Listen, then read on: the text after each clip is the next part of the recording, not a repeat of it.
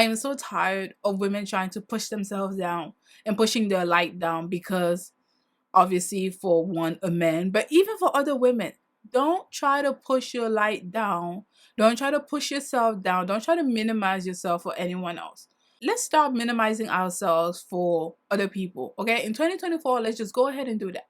Stop minimizing ourselves for other people. Hello and welcome to Kitchen Table Advice. My name is Paola and I am the host of this podcast. This podcast is a safe place where you can ask for any advice you want. It can be relationship advice, both platonic or romantic, career advice, or life advice. I wanted to create a safe place where you can ask for your advice without fear. My purpose here is to serve as a guide and give you a different perspective for you to eventually both find your purpose in life as well as your voice. As a reminder, every name will be anonymous and your identity will always be kept a secret. This is not professional advice and I am not a licensed therapist or psychologist. Just think of this as advice you would get from a close friend on a kitchen table. So, let's begin. Hello, my wonderful gems. How are you? I hope you're doing amazing. If you're a returning gem, welcome back. If you're new here, hello, how are you? Make sure you set out the vibe, and if you like what you're listening to, then please feel free to like and subscribe to the channel. Okay, so I do apologize for the noise because there are people behind me who are doing construction stuff. So if you hear anything, I'll try my best to remove the noise, but if you do hear anything, I do apologize in advance. And secondly, we are planning something big. It was supposed to come out by now, but it hasn't come out. But we're planning a big event, so just stay tuned for that. But yeah, those are all our announcements. So as usual, we just jump into the first story of the episode. The title of the first story is, how do I deal with a friend who suggests hanging out, asking for your ideas, cancels on you, and then you spot her doing the same thing with other friends? That does not sound like a friend, but let's jump in. Okay, I'm a 21-year-old woman and I've been noticing that these friends I'm with, a 23-year-old woman, as of late. We've been friends for almost a year now, and honestly, I wouldn't be annoyed if it happened once or twice, but it has been happening so many times already. I find it a bit odd that it keeps happening when I hang out with her. This happened when I invited her to go on a trip with me, and when I was still hashing out the details and personal stuff, I found out that she made the exact same plans with her other friend group, with the same details and agenda as me. It happened again when I invited her to go on another trip with me, and she made the same plans with her other friends. Although she did invite me to go with them, but then her friends whom I don't really know will be there, and I don't really want to spend a healing trip trying to fit myself in a group of people I'm not that close to. I tried hanging out with them sometimes and felt left out. Like every time I try to speak to them, it's as if they don't hear me. Anyways, the canceling of the plan still continue on the other things like attending classes together and getting a tattoo together. I invited her to all these things and she canceled last minute on me, saying she can't do it but will go out with me. But then I'll see her doing the plans I initiated with her other friends. It's frustrating, so I ended up confronting her about it. She apologized, but I genuinely don't know how to deal with our friendship anymore. I also want to know if I'm just being petty about this. So we are going to just jump into the advice. She's competing with you. I don't know why. I don't know why. This is a classic girl competition thing. And girl competition doesn't always entail a guy, even though usually on the internet you hear this girl competing with this other girl for some male attention. No. Girl competition can be about anything. I don't know why she's competing with you, but it seems like she's competing with you. Not only are you initiating all these outings, but she cancels on you and then does the exact same thing with her other friend. I'm actually gonna go out to say not only is she competing with you, but she's probably talking smack to her friend group about you to her other friend group. That's just what I'm gonna add there. But it seems like she's competing with you. I don't know why. I mean, there are several reasons as to why girls compete with other girls, and it's usually insecurities. She probably feels insecure and inadequate in your presence, and she probably thinks you have great ideas and you're funny, and she doesn't feel like she's the same way. That's why she keeps stealing your ideas and then going to her other friend group, doing that, and probably talking smack to them behind your back, so that when you do join up with you, they'll try to leave you out. It's like this is a classic high school competition, childish competitions, and girls, regardless of age, because I've seen it in so many women, will try to exclude the other girl or not make them be a part of the group when they don't really like them or mess with them like that. This is a common pattern, and she is definitely competing with you. So, honestly, if I was in your shoes, I would not continue this friendship, because even if she's competing with you, even though you may see you and your friend as equals, which I'm pretty sure you do, which is why you keep inviting her to all these fun stuff, but she keeps canceling on you. You might see her as an equal, but she sees you, she's trying to compete with you. It can be very draining to be in a friendship with these type of people who are always trying to one up you, who are always trying to go and beyond, who are always trying to make it seem like you're not that important, but they are, even though they're literally stealing your ideas. So I'll just tell you, drop her as a friend and go make another friend group. Go be friends with people who are going to be happy for you. Go be friends with people who are going to go on outings with you. And even if they do cancel, they're going to reschedule and not try to go behind your back and do the same thing. This is very childish. This is very like high school mean girl energy. And it's just, you're not going to grow in a situation like this. This situation, you're just going to keep feeling bad, and you're just going to keep feeling upset, and you're going to keep wondering why this, why that, and maybe one day you might even start blaming yourself, because this girl is just being a freaking weirdo who is competing with you because she feels like she is inadequate. That is her personal business. I don't think that has anything to do with you. And I know it may sound heartless for me to say this, but I am so tired of women trying to push themselves down and pushing their light down, because obviously for one, a man, but even for other women, don't try to push your light down. Don't try to push yourself down. Don't try to minimize yourself for anyone else. Obviously, if a person isn't in the right headspace for that, maybe that's when you are considerate of that. But if they're just acting in their natural way, don't try to push. Let's stop minimizing ourselves for other people. Okay, in 2024, let's just go ahead and do that. Stop minimizing ourselves for other people. And this girl is competing with you because of some insecurity she has. I don't think that's for you to deal with. I think she needs to go have actual genuine friends who are going to listen to her, or maybe go to therapy to understand what the root of her insecurities are and where it stems from. And no amount of you being empathetic towards this person is going to help. No amount of you trying to understand where she's coming from is going to help, because she literally sees you as a competition, as the enemy. It's not going to work. So I know she apologized because she got found out. She probably didn't think you noticed that this. I don't know how. It's ridiculous. But she probably didn't think you were gonna call her out on it, and now she just apologized. But was the apology genuine? Do you feel like the apology was genuine?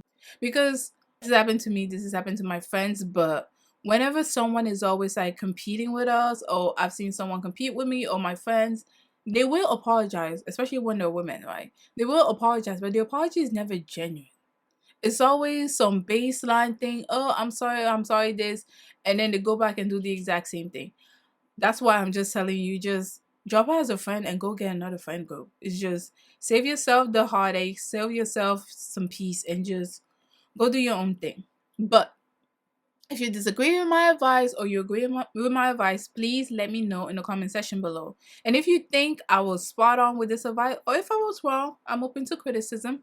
As long as it's constructive, then please let me know in the comment section below. But because I really do think she's competing with you, but I don't know why. I don't know why. A little more detail on the situation can kind of give me an idea of why she sees you as competition, of why she feels threatened by you. But with just one paragraph, it's not allowed for me to go on. But I can definitely see there's some competition involved here. And it's not on your part. It's on her part, because, again, probably insecurities, probably feelings of inadequacy that she needs to handle herself. All right, so we are going to take a break right now and come back with the second story of the episode.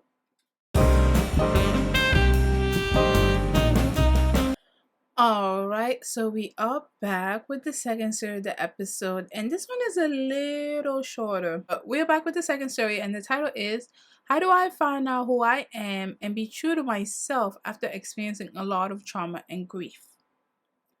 This is heavy. Let's dive in. Hi, I'm a 30-year-old woman, and when I was in my teen, my parents got divorced, and I experienced a lot of trauma from my mom and then from an abusive relationship. Last year, I left my abusive ex, moved back to my hometown, and have realized it's time to focus on myself and heal. Congratulations. I've been in talk therapy for over 10 years, but I've never been ready to touch on my trauma or work on improving my self esteem. One of the main things I'm wanting to do now is to find out who I am, what I want in life, etc. I don't like my career. I don't have great relationships with my family. I think it would be easier to love and appreciate myself if I knew who I was and what I value. I agree. The last time I felt like I knew who I was probably when I was 10 or 11 years old. Yep, I am now 30 and I know some things about myself, but I want to know more and I was hoping for suggestions on how to get to know myself more. Any suggestion or advice would be helpful. Wow, I am so happy for you. You might not be aware of this, but getting the awareness of you wanting to know yourself is the first step in you going through the journey of self discovery, self acceptance, and eventually self actualization. But this is great. I actually love this for you. For most of us, it's easier for us to go back to our childhood or go back to when we were children as an example of who we were, because that is, I feel like who we were is authentically linked to our childhood. When we were a kid, how we tried to express ourselves before it was shut down by our parents or shut down by society. That was who we were. That is who we are. And you going back to your childhood, you exploring that is like you're already in step two. You are doing great. And I really do love this for you. One caveat in you finding out in you discovering yourself, in you going on this journey of self-discovery, self-esteem, self-awareness, blah blah blah blah. One caveat I would try to warn anyone against is, I know it might be tempting to try to be around your friends or be around your family during this chapter, but I would suggest you isolate yourself. Now, why would I say this? Because in finding out more stuff about yourself, you're going to go back to your childhood. You're going to go back and experience that time where you were vivacious or when you were just spontaneous or when you were goofy and then your parents shut you down and you really dislike that. And now you link being goofy and being spontaneous to bad. So don't do this. And you kind of dim yourself little by little. So that when I suggest people going on this journey of self-awareness or self-actualization, I will always suggest isolation, especially when you don't have a good relationship with your family. The first time when we show ourselves to the world, the first time when we try to come into our own self, our family members are the first people to shut it down. And it's not always out of hate. It's not always because they're bad people. It might just be because they don't know. And they have been raised a different way. So they feel like you acting like this is not ladylike, or you acting like this is not man enough, or you acting like this isn't going to hold you back and not lead you for success. So it's not always, oh, my parents are hating on me, or oh, my parents are not understanding me. No, it can very much be out of love, but they do shut us down regardless. Regardless of what their intentions are in doing it, they do shut you down. They do minimize who you are at your core. They do tell you being yourself is not okay. To a degree, some parents are better at it than others, but to a degree, our families do shut us down, regardless of how supportive your family is out here. Okay, I come from a very supportive family, and they have still shut me down. But anyways, so in going on this journey and in traveling back to your childhood and traveling back to who you were as a kid, or how you try to show up into the world, or even if you just try to explore the world, that natural childlike curiosity. All children have it, but then some families kind of pull you back. Oh, don't do this, don't do that. And then you start associating some stuff with bad, or you start associating some stuff with good when honestly, everything is just subjective. It depends on how you go about it for it to be defined as good or bad. There's nothing that is subjectively bad. Well, except for murder. But I'm pretty sure we all know that. But I don't think there are many stuff in the world that are just objectively bad, regardless. No, life is nuanced. It depends on how you go about stuff, it depends on how you attack stuff. That is why I really want to encourage you, if you're going on this journey of self discovery, of self actualization, isolate yourself. Not because your family are not a great supportive system, not because your friends are not there for you, but because you might see stuff that you were not able to see before. You might see some ways in how your parents or even your siblings or your aunts and uncles or even the friends you currently have in your life are dimming you, are telling you, don't do this, don't do that. And no, it's not always out of hate. No, it's not always because they don't want what's good for you. It might really be out of love. And it might really be because they believe in you doing this, bad stuff are gonna happen to you. So they love you and they don't want you to be hurt.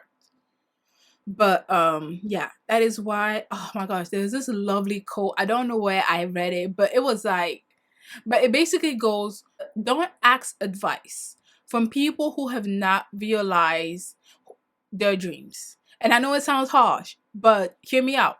From the quote, it's like, it goes, people who haven't realized their dreams, either they were stunted or they tried doing it and they failed. And now they thought it was impossible. So now they're pushing that idea on you. They're pushing that thing on you. Oh, you're my daughter and don't want you to be hurt. So I don't think you should be pursuing this career because when your mom tried it, she failed. Now she thinks you're going to fail. It's wild, but it makes sense. I will suggest isolate yourself during this time because some things are going to pop up, things you probably did not even expect. And sometimes we can kind of rationalize ourselves into thinking, Why am I so unhappy? I have an amazing friend group, I have a great career, I have all these things going out for me, but why am I still unhappy?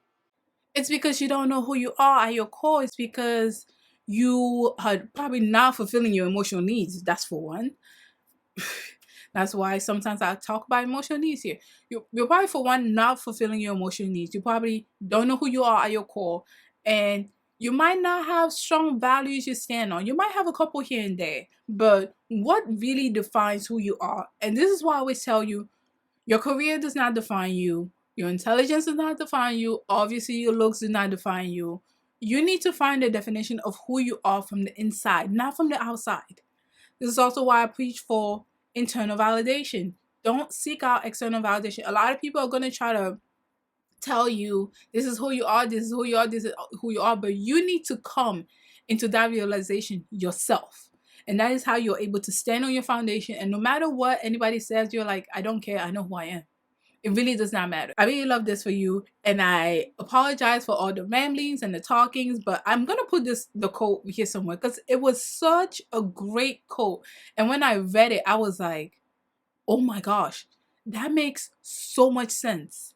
And not to vilify all those people who haven't pursued their dreams or who have had to put their dreams down because of XYZ or 1, 2, 3, the plethora of stuff. But it makes sense why you probably should not be listening to people who have not come into their full potential, regardless of how old they are. But some people are probably not gonna like that, but please let me know what you thought in the comment section below. Thank you so much for spending your day with us. We really do love hearing from you, and we wish you a happy new year. Happy belated happy new year. I don't know when this story is gonna come up, but we wish you a happy new year, and we hope we can all go into 2024 with more confidence, with the willingness to take up more space, and most importantly, to find ourselves who we are at our core and definitely not dim our light. This does not mean you push other people to the side and be like, I'm the star, let the spotlight be on me. But no, just be confident in who you are, be confident in what you bring to the table, be confident in the journey you're going through, be confident in your intelligence, be confident in your intuition and in who you are, and just Navigate the world as you got this. Yes, some bad stuff are gonna happen. Yes, some good stuff, but some good stuff are also gonna happen. But that is life. Life has both good and bad, and it is really just a matter of perspective of how we see those stuff in our lives. But yes, so that is it for this really long outro. That is it. Thank you so much for listening to us. And again, we get our stories on our Gmail account, which is kitchentableadvice@gmail.com. That's where we get some of our stories as well as business inquiries.